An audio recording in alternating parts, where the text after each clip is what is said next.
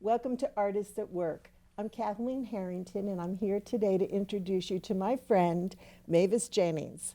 Mavis is the most talented actor, an equity actor who has traveled the world, and he's got great stories for us today. I'll just say you grew up on a farm in Western Ohio?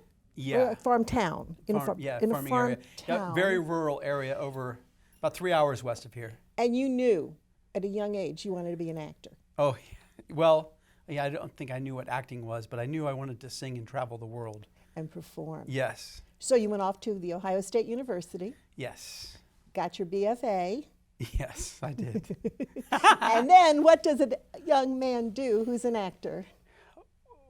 Yeah, well, I moved to New York City. Of course. Yes. I love this part of it. Yeah. With no plan whatsoever. Nope, it's I the just- best. yeah. You just went. And you were doing production work and a band? Did you? Yes. Well, after being there a couple of years and figuring out that, I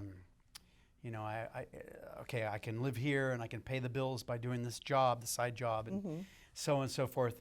I finally started to venture out into the creative thing, and I was doing lots and lots of auditions and not booking anything. And I was studying acting, and I met a few other actors who also were not booking jobs. And we decided just to have fun and jam on some instruments in a rehearsal studio. Okay. And then we decided to make a band, and we did that, and we had a marginal amount of success, and we traveled and toured, and we got a production deal with Epic Records. That's a degree of success. Yeah, and then it all fizzled out, but it was a good time, and we wrote. I became a whole different. I was a songwriter, singer, kind of thing. Yeah. I read that you were actually the opening act for Air Supply. Well, yes, that was yes. prior. Yes, but yes, I did do that. That was very Yes. embarrassing. Well, they're appearing Saturday in Akron, and I'm going. So Well, note, it wasn't embarrassing because it was Air Supply or anything like that. Sincerely, I was singing to tracks, and Okay. essentially my job was to check the monitors. Okay. And sometimes on my tracks there was one song in particular that had a very long saxophone solo, and I was on the stage nothing around, and just Oh my gosh. And then they came out with this huge orchestra, harp, yeah, they were fabulous. And you were a production assistant then to Jon Stewart? Well, yes. After the band petered away and everybody sort of went their, went into some chapter 2, I ended up getting a job at Viacom, and I was on Real World One of my favorite as shows. a production assistant, like a gopher. The early years of it, right? Yeah. And then I got a job on the original Jon Stewart show that was on MTV as a gopher as well. So, Just like a production assistant, move these chairs over here. but you were there. You were Yeah, doing it. yeah. Yeah, that's the important Yeah, thing. it was good. It was actually probably one of my first kind of solid jobs that felt like a job, Okay. Yeah, regular paycheck Yes. and a place to go every day. Yeah, I'm yeah. loving it. And then, what was the next big break? Well, it was while I was working on the Jon Stewart show that an actor friend of mine, Jared, was at 890 Broadway, and he saw the Cirque du Soleil clan sort of entering. They would all wear their jackets, and they were all probably very excited to be in New York because they're from Montreal. And I say that because I could see them in my mind. I could just see them entering the building, and so I beelined it down there because I was a huge fan of Cirque du Soleil. Right. And I told my friends that was it for me. That's the job that I'm supposed to do. How that happens, That's your destiny. I was Yeah. that was my dream. Yeah. So I beelined it and probably said I was taking lunch, and I was a bad employee. And I asked if I could go standby because they had appointments only. Okay. And they called me in, and I sang, Yeah. and we had a really good rapport. And they gave me a tape. They wanted me to do a recording, and basically, it all went very, very quickly. But next thing I knew, I was on the European tour of one of their shows as a male singer. So we're about, 1998? That was something like 97, that. yeah. Yeah.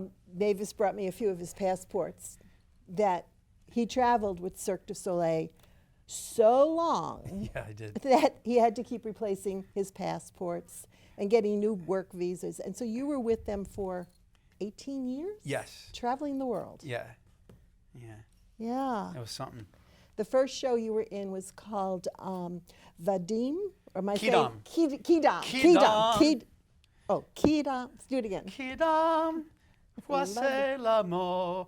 Quidam was the name of the show, Yeah. and I was that was my first role. But the role was like essentially like a male voice, anybody, a Quidam, which Quidam stands for any man, or like a Okay. regular man, or the man in the shadows. Every man. Every man. Thank Every you. man. You know better than me. Well, no, Yeah, no, you're but that's leading it. me to it. Yeah, That- great.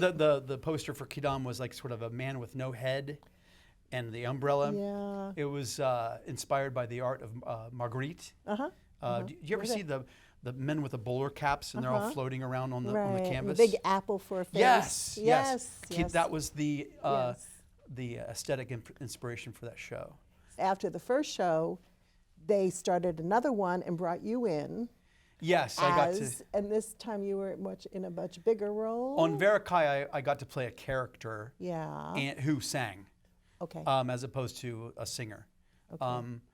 And so, like on Verikai, was the setting was Dante's Inferno. So we were in purgatory, and the characters none of us had achieved the level of human, and we were trying to become humans. It was quite a costume you had on. Yes, yeah, it was big. So today we have your shoes. Yes, my shoes. Your special shoes that they let you take when you It's left like the show. basketball shoes.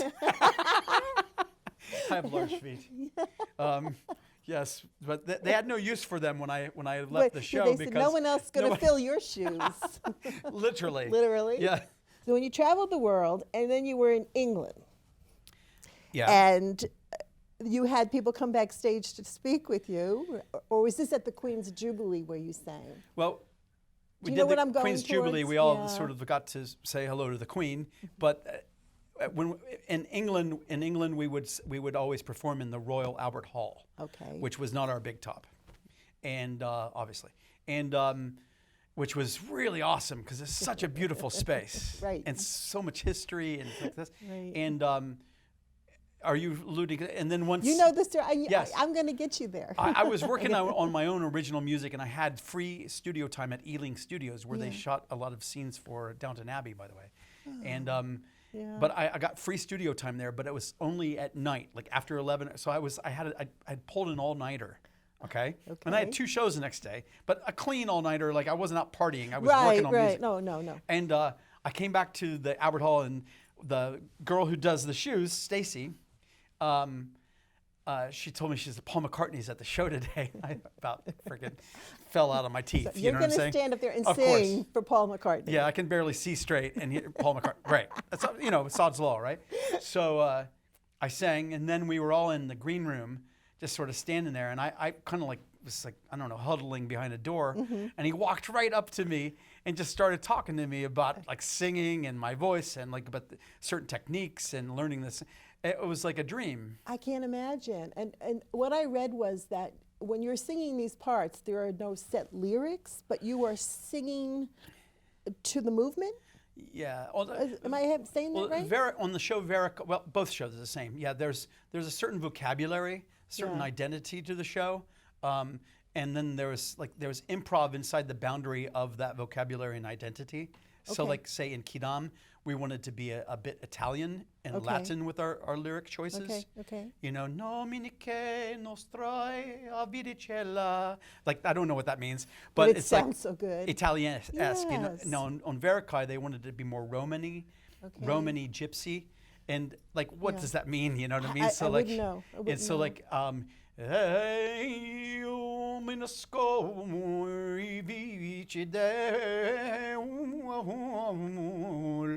I can see the campfire. yeah, and you basically right. try to like create the vibe of that energy, whatever Right. that is to you. Right. And you have to get pretty spiritual to work at Cirque du Soleil I've seen as a this. singer. Yeah. You have to like sort of find that place of channeling.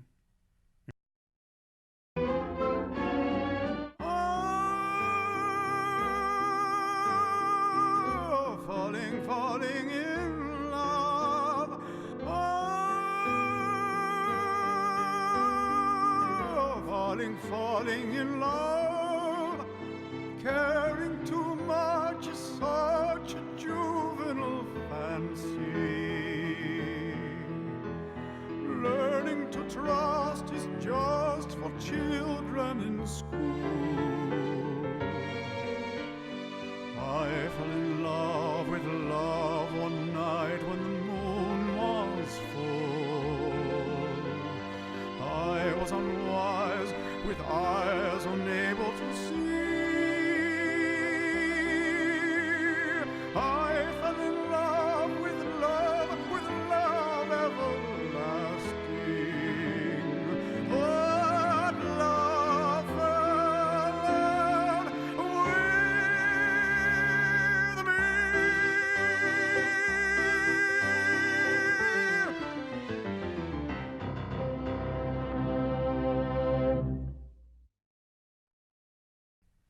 in with me. This whole idea of it's a craft and it's a production and it's structured, and yet within that you have a lot of freedom to create as you go in the moment. Yes, and not. Okay, I got Like it. freedom, as long as you don't blow the moment, you know. Right. You got to keep Within it. the structure. Yeah, it's not easy. Yeah. It's almost easier having a script, in a way. I would think it would be safer, Yeah. easier, Yeah, safer. because you can't blow it by like sort of going outside Yeah. somebody else's perception of what it is it should be, right? So, When you're in that moment, and I've read books where they call that kind of creative process being in the flow. yeah. Are you aware of what you're saying, or are you just getting out of the way and letting it happen? That's a great question, you know, because Yeah. like the truth is, like, on Verikai, which is the show I did the most, I did that for 13 years-ish. And we were pulling like anywhere between 8 to 10 shows a week. Yeah. At some point, sometimes I felt as if going on the stage was like, you know, brushing my teeth. It was like really, Routine. well, it just seemed part of it, part of the life, the day. Okay. And I don't, sometimes things would just come out of me. You know, you repeat something so Right, much right. and you'd be like, what the heck is going on, right? Where'd that Like come you were from? like riding the wave as opposed to like controlling anything, you know? Got it. And so that would make it sort of like very much so flow, you know? Yeah. And then some days it was just work just to get a voice, you know? Got it. I can't imagine the strain on your voice singing that much every day. Yeah. As it turns out, I was made for it. I had no idea when I first started, Yeah. but I found a lot of different ways to get in there. And one other thing I just remembered, like you said, or I had read that Paul McCartney told you when he writes his songs, he's not worried about the words, but the sounds. Yes, that's right. And that is basically what you were doing. Yeah, we were talking about, he was saying like, you know, like what I'm doing is kind of like his first draft. Okay. You know what I mean? Yeah. And I said, absolutely. Yeah, that's totally it. When I was writing songs back in the band days, a lot of times I would just scat and sing, and then I would try to pretend as if I was listening to Mick Jagger, and what is he saying? Right. What does he say? I can't then- understand And it. try to write lyrics that way. And yeah, so like, it's like kind of like a first draft. Yeah. Right. What is the role of the audience to the performer? Oh my God, yeah. That was one of the fun things about being Yeah. on tour. Yeah. It's because the audience always had a different kind of spice to them, you know? Okay. The Spanish audience was going to, like, fill you with so much energy. Like and it's just the hum of Right. the space when you would walk in there. They were ready and they were Oh, up.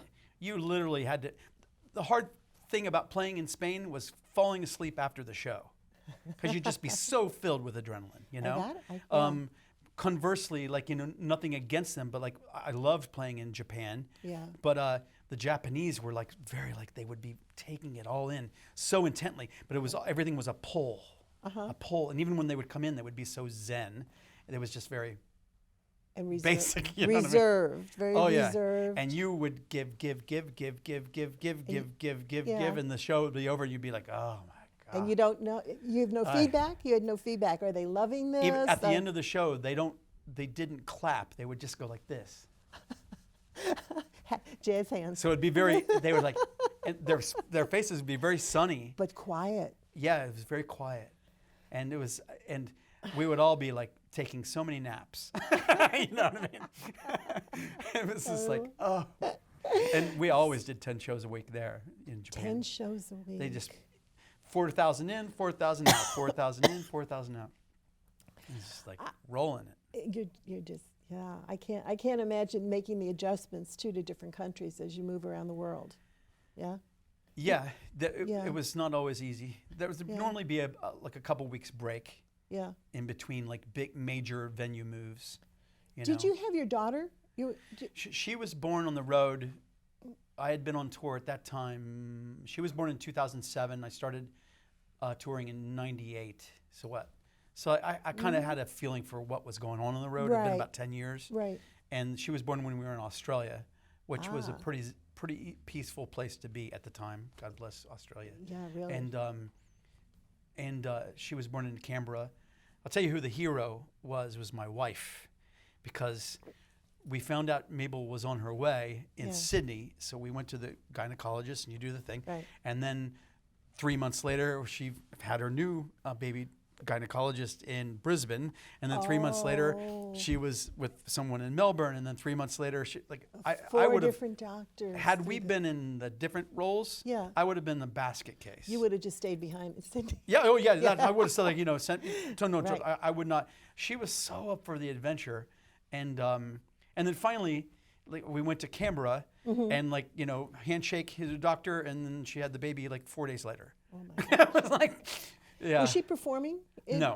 No. No, she's a performer. Yes. And when we met in New York City back in the day, Yeah. she was a Broadway actress, and she's done Broadway. Yeah. I've heard that. I have not met her, but I'm going to meet her. Yeah, 'cause she she's seems incredible. And I saw your daughter when you directed Pirates Yes. in Hudson last She- winter. yeah. Your daughter was in the cast. Yeah. She was a dancer, or She's a singer, dancer. yeah. Yeah, she was one of the daughters. One of the daughters. Yeah. Yes. So it's a family thing now. Yeah, it is. Yeah, Yeah. she's much more into the music theater stuff. Are you directing her at Weathervane? No, I haven't directed at Weathervane. I teach acting at Weathervane, and sometimes she'll take my class. Oh, that's She's gotta tough be in my fun. class sometimes. My daughter is. She's like, why did you do that? Why did I? Normally you don't have any students asking you questions. Right. Are you like, picking on me? Yeah, yeah, that's all. Yeah. Oh yeah. Oh, for Yeah. sure. But no, she's awesome. Her mother and her like sort of carbon copies in many ways. They're like two peas in a pod. And you were outnumbered. Thank God I have a dog who likes to watch football.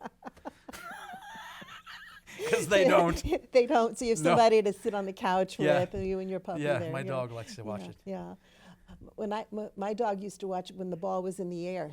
She would think she could get it. So if it was a passing game, my dog was very happy. Yeah. But, a good football game. My dog's name is Mr. T. And we were watching Ohio State, and they had this running back named Master Teague. And every time they would say Master Teague, I swear to God, on the television, the dog would like run to the TV and like his ears would perk What do you up. need me to do, Master Coach? Teague. Put me in. Put me in. I was like, yes, I have a buddy. I love it. Yeah. So you are also at Kent State, and you're teaching there. Yeah, I did that amazing returning professional MFA program there. Okay. All right. That was a godsend because Yeah. coming off the road, it was like something to do that like sort of bridge me Right. in a way. Right. And God, it was so hard. It was like drinking water out of a fire hose. Level of Yeah. difficulty, but fun too. So you've got these students. How do you begin to unlock the door and get them to, how do you pull out of them the ability that they have to do what they want to do? Well, we have a lot of talent in Northeast Ohio. Yeah. Like a tremendous amount of, and you know what I think too. There's so much theater here that Right. the young folks, we'll say, are used to going to see live theater because it's everywhere. Here. Yeah. Yes. It wasn't Yes. anywhere where I grew up, but it was Right, here. yeah. It's It's so they don't come in like a blank slate. Okay. They come in with a bit of an understanding. A lot of them have done tons of shows, and but in the studio is create a really really really safe space. Encourage an environment of ensemble that we're all here. Literally, like we're going to build this thing together. Okay. You We're got it. we're one thing, all of us, Right. right? And then we just start digging through and realizing that making mistakes is making victories. That's what we do as actors. That's what's interesting. Well, yeah, I mean, a mistake is just a learning moment. Yeah. Right? Well, You're go back to the football thing. Like if I were to throw you a pass, you catch it and you go in for a touchdown. Right. Awesome, right? Oh, of course Now, I if I would. were to throw you a pass and you were to bubble, fall down, catch up like this, then bubble Yeah. it like this, and Yeah. you get up and nobody's there, and you go like this, and you fall backwards into the touchdown. You're like, oh my God. It was more exciting, wasn't it? Yes, we want to watch you make those mistakes. We want to watch you. Yeah, it's like, more entertaining. almost fall than- off the. Yeah. That's why like these people in the high wire, I promise, like they always pretend like they're gonna fall. They're not. Oh, that's, no, they're don't tell me practicing. that. Ruined it. You ruined it Yeah, for me. but if they just walk back and forth, you know, the way they make can. it look easy. Yeah, yeah. So when they're doing this and you're Yeah. sitting there and your hands are all sweaty and you're going, oh gosh, oh Yeah. gosh, oh gosh, don't let it fall. You know, It's like what you were acting. saying about the letting go thing. Yes. It's the same as that. Okay. Like you got to let go. Yeah. And you that's got it. with acting, it's very difficult because we all want to look good. Mm-hmm. You know, we all, including myself. Right. We all want to look good. Is like getting to somehow finding a technique, which is what I'm there to teach, like a bunch Right. of tools. Right.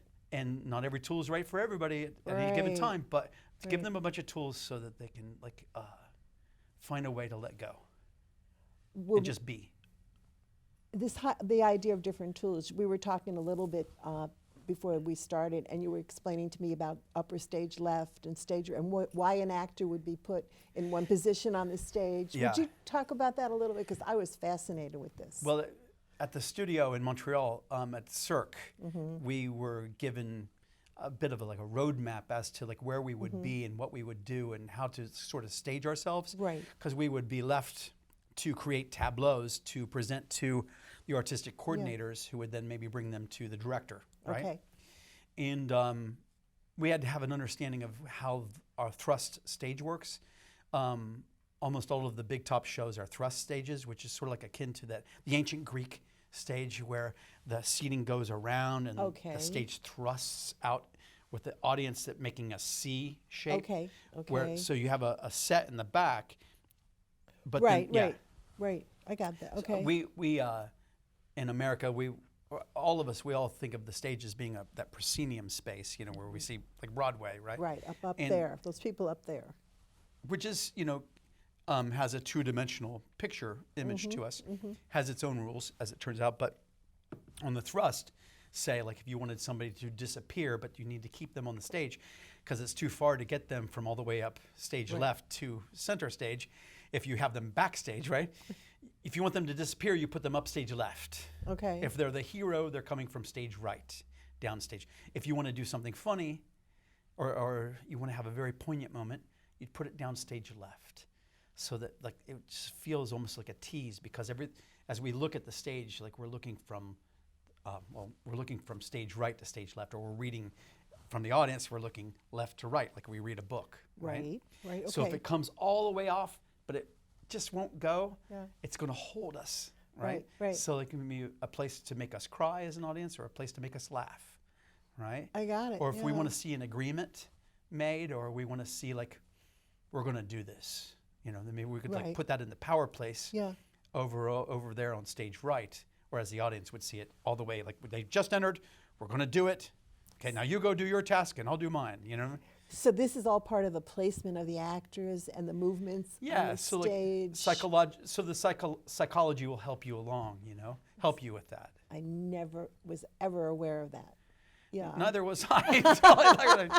And I'm sure there's probably directors who would probably think that's hogwash, but Well, you know. Yeah. Well, it makes I sense use it. to me. I mean, I think about a painting as a painter and where you place things on the canvas and where's the center of interest, and we divide things up into what's called like the golden mean.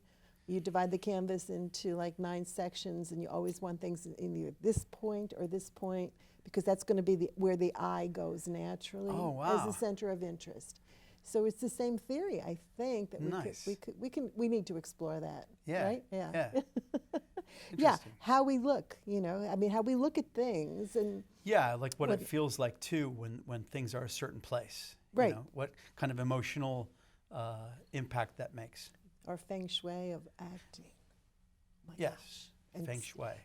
Yeah, things have to be in a certain place for them to make sense and for the energy to be right. Yeah. Auspicious. Yes. We're on to something here. Yeah. It's probably already been done, but not, I think I we've didn't know about solved the secrets of the universe today. it. I think we did great. I have enjoyed having you here so much. It's my pleasure. Thank you for coming out. Did you want to add, anything that what are you doing next? Besides Actually- dinner, I mean. Yeah, no. Actually, right now I'm writing a show. That's Okay. I've been pouring a lot of my extra time into that. Okay. One of the professors at Kent State is helping to sort of like give me deadlines and helping to push me along in that because I need a mentor that way. you need a And mentor, thank God sure. for Amy Frishy. Shout out to Amy. Thanks, Amy. And and also, this sounds crazy, but it's like, Yeah. I have a gong. Okay. Do you wear the shoes when you hit Yes. the gong? No, I had this dreams. I lift a lot of things from dreams, but I had this dream a couple years ago that if I had a gong, I could travel through dimensions. Okay, now this is where I'm with everybody's ya. changing I'm the with ya. channel. Okay. Sorry, but stay with me just a moment. Okay. Yeah. So my wife, being who she is, Yeah. she says, "Well, get a gong," because I'd just be like all stressed about it. I would never get the gong, right? You just She's just like, get it, and I was like, oh. I never thought of that. You know me well enough to know that's how my brain works. Yeah. So I got the gong. They were so expensive, but I got this gong. But look what they It was did like my for Christmas you. gift that year I was know a year it. ago's Christmas. So I've been playing this gong and it's like freaking. So then I have a lot of recording equipment. Well, I've been recording yeah. the gong, and now I came up with the stage name for my gong player is Yahob, and I've recorded a 3-piece album. You can buy it on. know. I haven't made the package yet, but the name of my album is Going Going Gong. I love it. Thank you so much for being here. This has been so much fun. Join me next time when my guest will be plein air painter Kathleen Gray Farthing, and we look forward to it. This has been Going, Going, and Gong. Boosh.